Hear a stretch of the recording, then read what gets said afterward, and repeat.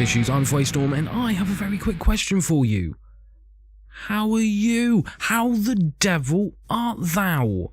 Hopefully you are keeping well, and I mean that very sincerely. As for me, well, I'm doing fine, especially as I had some interesting feedback from the last episode, which if you haven't listened to it yet, then I suggest you quickly listen to that first. It's called Goths Make Better Lovers, and just to bring you up to speed real quick, in that episode I talked about a little documentary about goths that I saw, and it made me wonder if deep down I was a goth. So I took a couple of online goth tests just for a bit of a giggle. Now, I got a wonderful email in response to that last episode. However, it also talked about a video I made on my YouTube channel about Dan Harmon's story Embryo, and it was an excellent message to receive. And there is a little bit to unpack from it, so I'm going to read you that email in full and give my response to it in this episode before getting on with today's little topic. But first, I want to read a comment from YouTube in regards to the last episode. It's from my main man Mario in Portugal, and it says, "The first one was weird," and that's in regards to the online goth tests that I took, and I agree, Mario, it certainly was a bit of a weird one. He continues, "They didn't talk about crows. I'm not a goth, and I wish I had one." Same here, good sir, and I actually wonder how many goths out there have a pet crow, and if they have called their pet crow either Eric or Draven. Because I've seen a few YouTube videos and stuff where people do actually have pet crows. So it is possible that there are some goths out there with pet crows, and like I said, I wonder how many of them have called it Eric or Draven. Anyway, Mario also says, "The second was better, but I'm curious about the third and I will check it out." So, Punisher. Great season, but I agree 100% with you. The end was okay, but well, can't wait for season 3, but Disney will do the same. If you want more, come to our streaming service. Great show, take care. Mario, I'm really glad you enjoyed the show, buddy, and it is always a pleasure to hear from you. Hopefully one day, me and you can sit down together in the same room and talk about comics, metal, horror, and have a glass of red wine or 5. I did really like that second season of The Punisher, but if Netflix do cancel it, I'm kind of okay with it. I wouldn't say no to a third season though, and the showrunner has already said that he has a strong vision for season 3. So I'm not holding on to too much hope considering the recent slew of cancellations from Netflix, but I do hope they keep The Punisher going. Thank you once again for your comment, Mario. You are a star. It's official. Don't let anyone tell you otherwise.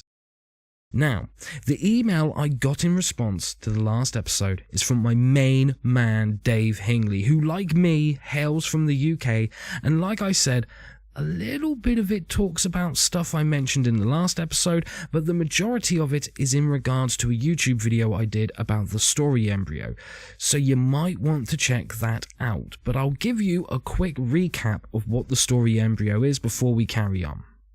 Dan Harmon, the creator of Community and the co-creator of Rick and Morty, who also happened to be the producer of a graphic novel called Soulstar that I had the pleasure of working on, created a kind of simplified monomyth called the story Embryo. Now, while Dan Harmon likes to use this tool he has created as a way to begin developing stories, I like to use it as a way to begin developing the plot of a story before I develop a storyline. Now, the story Embryo consists of 8 beats, which go like this. 1. A character is in a zone of comfort. 2. But they want something. 3. They enter an unfamiliar situation. 4. Adapt to it. 5. Get what they want. 6. Pay a heavy price for it. 7. Before returning to their zone of comfort. 8. Having changed. Now, there is so much more to talk about when it comes to the story Embryo, especially when it comes to the theory side of writing and storytelling, but we don't need to go into that right now.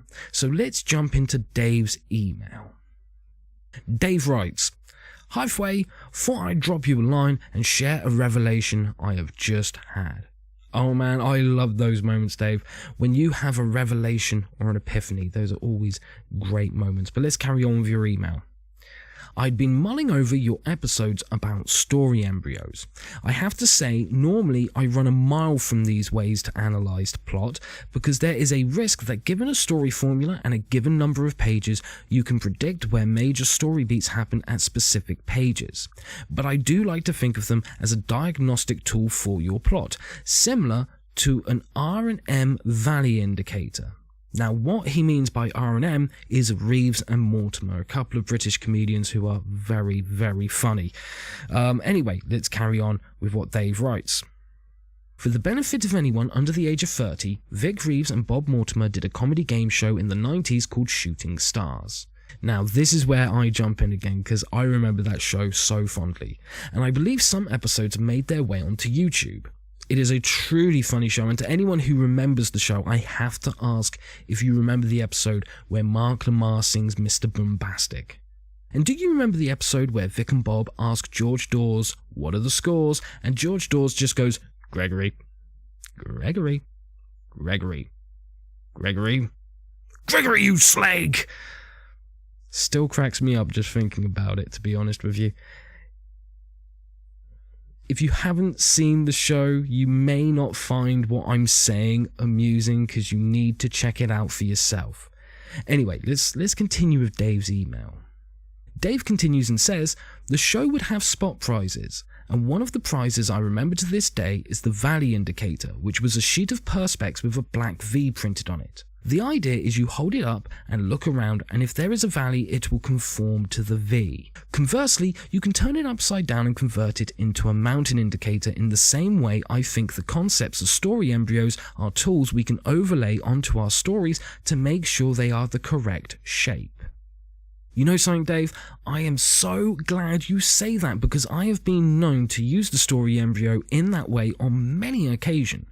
Because that's one thing I love about writing stories. You can come up with your method to write a story, write it, and then when you write your next story, it's like reinventing the wheel. You still have the same tools, but you may not be using them in the same order or same way that you did on your previous story. But I digress. Let's carry on with the email, because Dave's got some really good stuff here.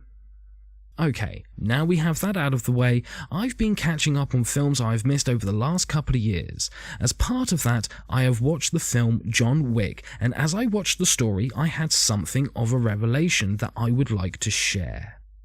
For those who are not familiar with the basic plot, John Wick was a former assassin who retired to get married but lost his wife. She arranges for a puppy to be delivered after she died as part of a way to rehabilitation for John. However, hoodlums steal his car and kill his puppy, forcing John out of retirement to extract vicious, bloody vengeance against legions of tattooed Russian gangsters. On the surface, it's a revenge flick, but once you superimpose a story embryo structure into it, you realise all the elements are there, just all mixed up in the wrong order. Now, I really dig that you say that, Dave, and I have a few things to say as a response to that, but I want to get to the end of your email before I do, so here is the rest of Dave's email. Dave says, here's the story embryo structure normally. 1. A character is in a zone of comfort. 2. But they want something. 3. They enter an unfamiliar situation. 4. Adapt to it. 5. Get what they wanted. 6. Pay a heavy price for it. 7. Then return to their familiar situation. 8. Having changed. But in John Wick, there are 2 story structures. There's an implied backstory which details how John managed to retire, but after that, the story embryo for John Wick seems to be set up like this. 3. They enter an unfamiliar situation.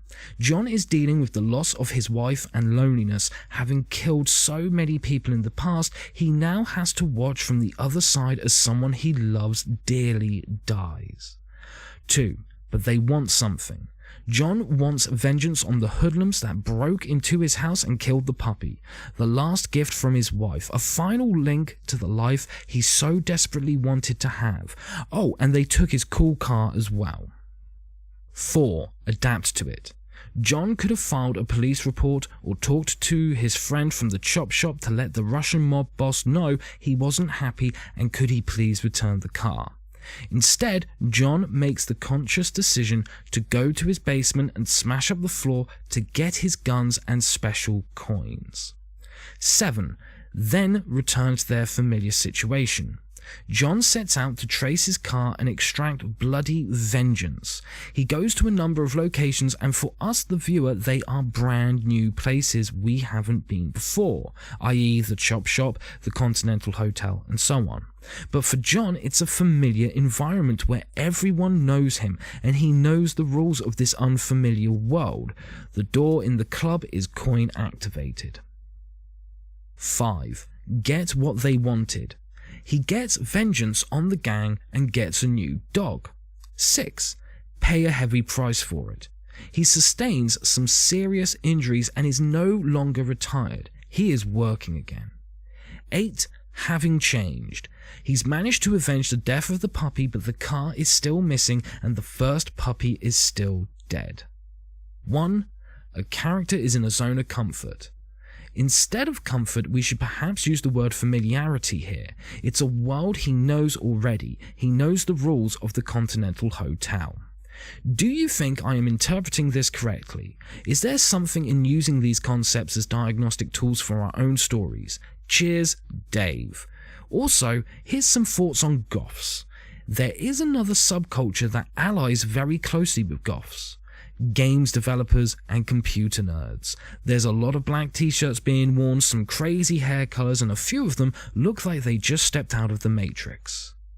Dave, I love this email. I really do, mate, and I am so glad to hear that you're looking at stories, especially visually charged stories from the world of celluloid, and looking out for some of the stuff that I've talked about when it comes to writing stories. You're on a good path of that, mate, so stick with it. Now, first of all, I have met a fair few games developers and computer nerds, and you are so on the money, because most of the ones I've met have either been goths or metalheads, which means I get on with them quite well. In fact, I know someone who is part of a big named metal band who I can't really mention, and when he isn't playing in the band, he works as an IT technician. Anyway, there's a couple of things in this email that we need to dig into, and the first one is your main question concerning your epiphany surrounding the story Embryo. You've asked if your interpretation of the story Embryo in John Wick is correct or not, and I want to be absolutely brutally honest with you, because I believe that when it comes to subjects like this, that no one benefits from beating around the bush. So here is the short answer for you, Dave. Yes and no. You have interpreted the story Embryo correctly. It's just that you have noticed beats from various embryos within the story. Now, allow me to elaborate for you, and please bear with me as I have only seen John Wick once, so my memory of the movie might be a little sketchy. When writing stories, especially long-form stories, a technique known as story nesting is often incorporated. Nesting means that there is one main story and each act of the story is treated as its own individual story and treated the same way as the larger story. And depending on the length and medium that the story is presented in, the nesting can go even deeper than that. One of the best examples is the original Star Wars trilogy. There is a main story that stretches across 3 movies, and each movie is treated as its own story within the bigger story. This means that some beats act as both a beat for the larger story as well as a beat for the story within the story. So in effect, they are working double or even triple duty, which is why you're seeing the beats in the order that you have presented in your email.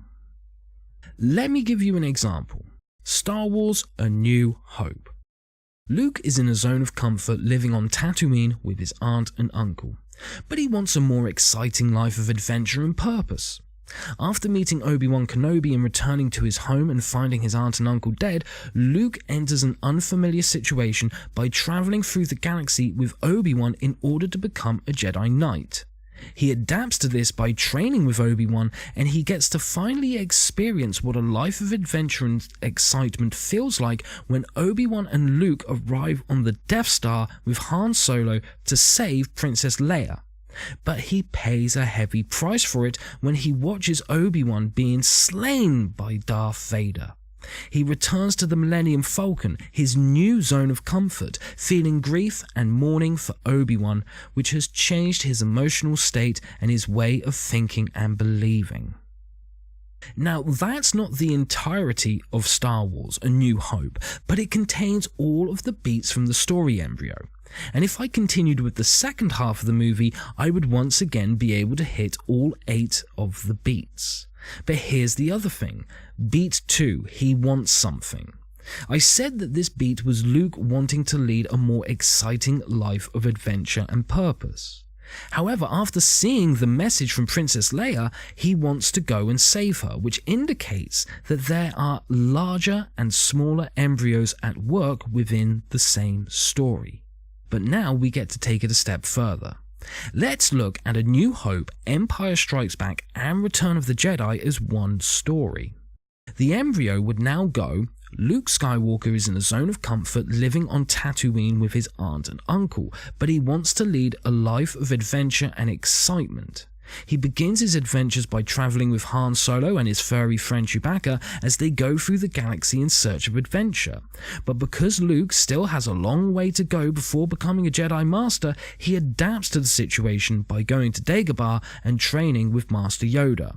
He gets the training that he needs to become a Jedi, but pays a heavy price for it when he discovers that he is the son of Darth Vader, etc., etc., etc. And this is why I think your interpretation is both 100% correct and not at the same time. Let's look at the beats that you pointed out and their order from John Wick. Now, you said 3. They enter an unfamiliar situation. John is dealing with the loss of his wife and loneliness. Having killed so many people in the past, he now has to watch from the other side as someone he loves dearly dies. 2. But they want something. John wants vengeance on the hoodlums that broke into his house and killed the puppy, the last gift from his wife, a final link to the life he so desperately wanted to have. Oh, and they took his cool car as well. 4. Adapt to it. John could have filed a police report or talked to his friend from the chop shop to let the Russian mob boss know that he wasn't happy and could he please return the car. Instead, John makes the conscious decision to go to his basement and smash up the floor to get his guns and special coins. 7. Then return to their familiar situation. John sets out to trace his car and extract bloody vengeance. He goes to a number of locations, and for us the viewer, they are brand new places we haven't seen before, i.e. the chop shop and the Continental Hotel.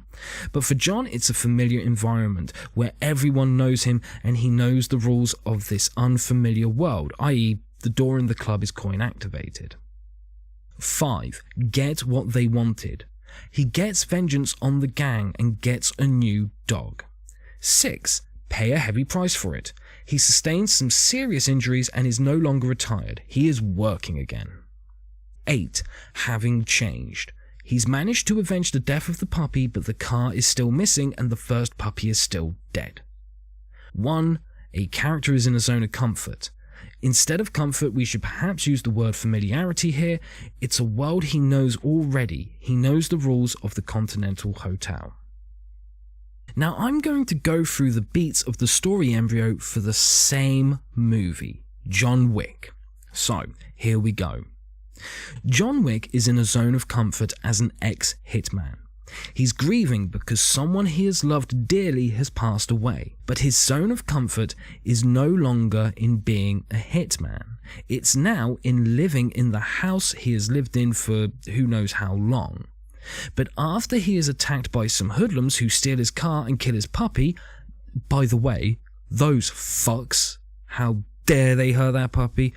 Oh man, like, I know it's a movie, but it still makes my blood curdle even now.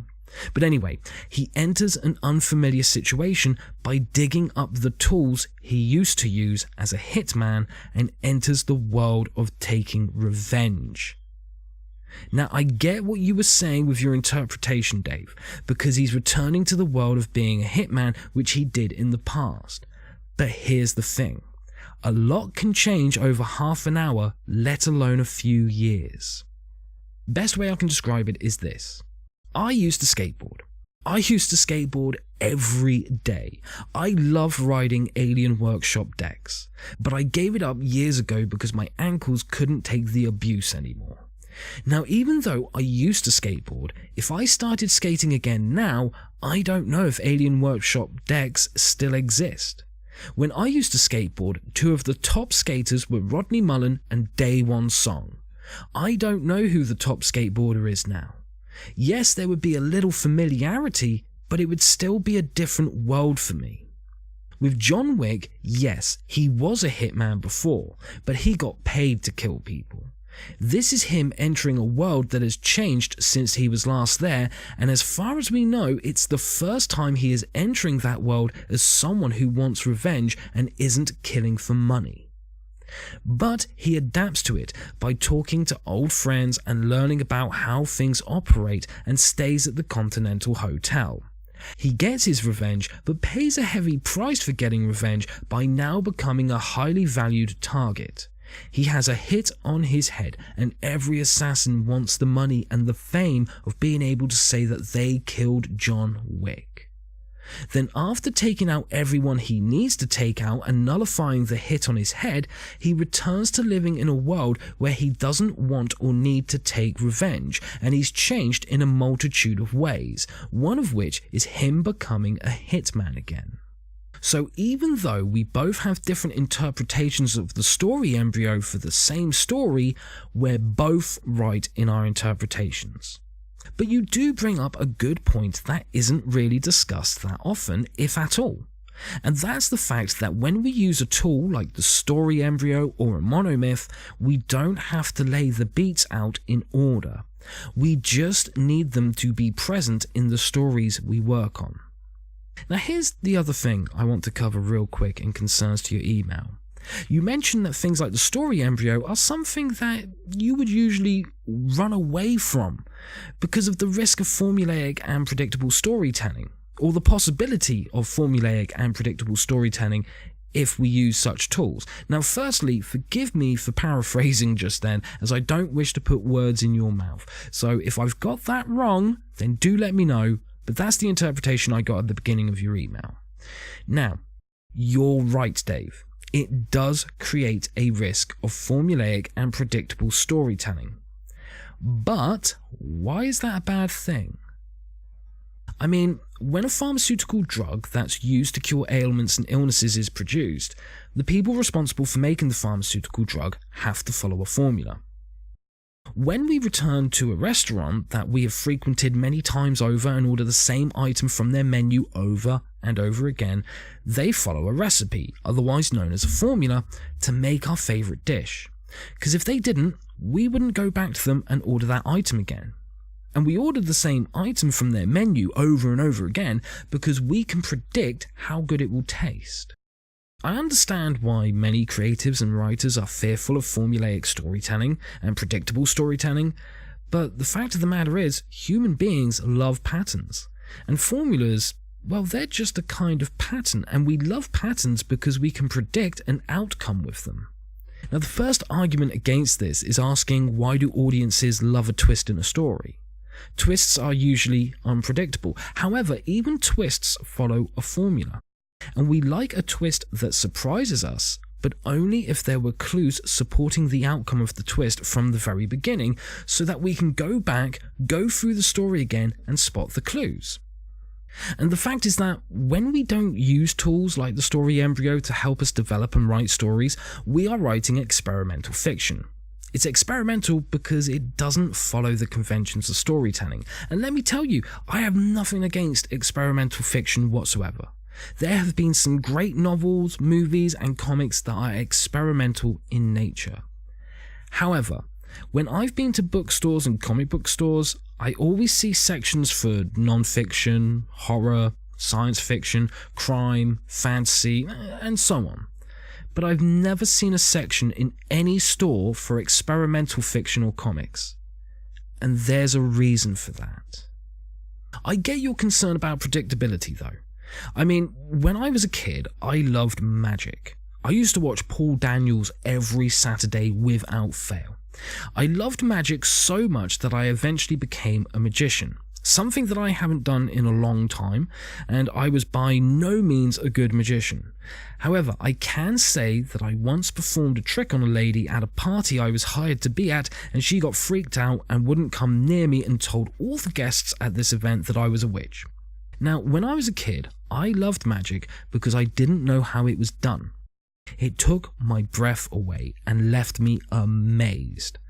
But then I became a magician, and after a while, regardless of whether you're good at it or not, you learn about the tools and techniques, and before long, you get to a point where when you see another magician perform, you can figure out how they did their tricks, which sadly means that a little bit of the magic dies because you can't be that amazed little kid anymore. And sadly, it's the same with storytelling and writing. Stories amaze and entertain us, leaving us in a sense of awe. But once you learn how to write them, a little bit of that magic is taken away because all of a sudden you can see the mechanics behind each story you read from there on out. But that shouldn't be a reason for us to be scared or fearful, because in that moment we have a choice. We can curse the darkness or we can light a candle.